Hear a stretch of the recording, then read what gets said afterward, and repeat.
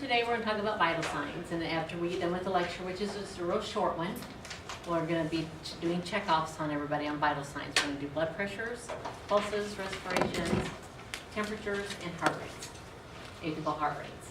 Okay?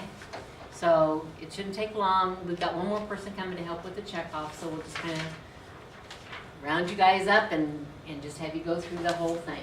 Okay? So, vital signs. Watch this not work.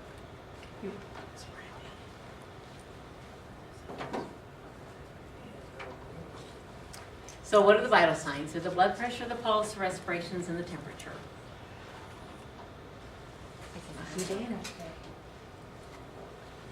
So your blood pressure, what the blood pressure is, it's the pressure that is exerted by your blood that circulates throughout your body upon the blood vessels. So it's the amount of pressure that it takes to get that blood to go throughout your body. That's what your blood pressure is. Systolic, that's the top number, and that's the maximum amount of pressure. And diastolic is the minimum amount of pressure. And orthostatic pressure is when you take blood pressures when you're both sitting and standing to see if there's a difference. You know, we have patients who, when they're sitting down, they're doing just fine. They can do anything they want to do. But boy, they stand up and they go out on us. You know, they pass out. They get too dizzy. That's when they have problems with the orthostatic blood pressure because they have a problem when they try to stand up. So you need to make sure that you report your abnormals to the nurse caring for the patient. And the nurse is to write call parameters on your care plan. Are they doing that now? You see the call orders? Yeah. Yes? Yes? Yeah. Yay. Normal blood pressure. Normal blood pressure is going to be between 120 to 140 for the top number.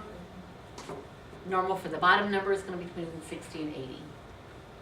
But that normal is going to be different for each person. Because let's say your blood pressure normally runs like 90 over 50, which is my blood pressure runs really low. So if they call for blood pressure greater than 140, I'm going to be pretty sick by the time I get up to 140. So that's why we don't have just a standard blood pressure. We don't have just a standard blood pressure.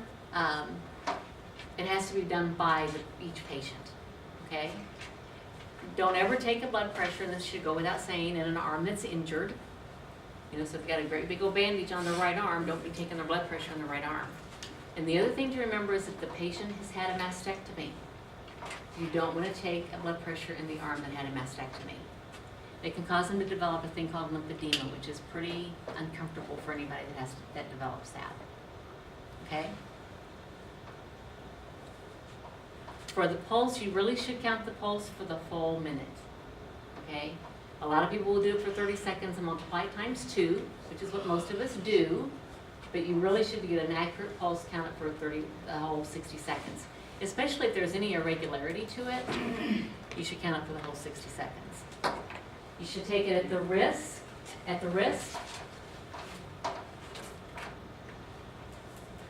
or their neck. You can feel the blood, you can feel the pulse here in their neck. You can take it at their ankle if you can feel it there.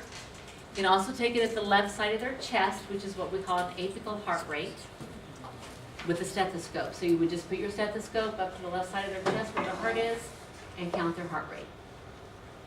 Okay? Respirations, you should count for a full minute. You should not ever say to the patient, well, I'm going to count your respirations now. Because I can tell you that if you do that, they start holding their breath more, or they might breathe faster. So while you're taking their pulse, just keep holding onto their arm like you're taking their pulse, but then count the respirations. Okay, so they don't realize that you're counting the respirations, and you get a true count for those. There are several different types of ways we can take temperatures. We have the oral, which is under the tongue, the axillary under the arm, the rectal is in their bottom, and there's also the new ones, the tympanic ones that you put on the ears, and then the ones that you put across the top of their forehead. We report in Fahrenheit. You can report temperature in Celsius, but we've not made that jump yet to the Celsius, so we still do Fahrenheit, thank goodness. If you're taking an oral temperature, make sure they keep their mouth closed, so they shouldn't be talking to you while they're getting the temperature taken. Don't take it right after the patient's had something to drink, either hot or cold, because it can affect the temperature. The normal is around 98.6, but some of us have temperatures that are much lower than that all the time, and some of us have temperatures that are a little bit higher than that. So again, that's why the nurse has to write what call orders she wants you to use. Always call for greater than 100.4 in an adult, because that means that there's probably something going on with them. Some things that can affect your vital signs are pain. It can, if your pain's really, really bad, make your blood pressure go up. It can also increase your heart rate. It can make you breathe faster, okay? Infection definitely would hit the temperature if you've got an infection. Fluid overload, that means like a congestive heart failure patient that has too much fluid on them. Their blood pressure is probably going to go up if they are getting into problems with their fluids. And anxiety, somebody who gets really nervous or really scared for one reason or another, it can affect things, especially like the heart rate. Okay, any questions?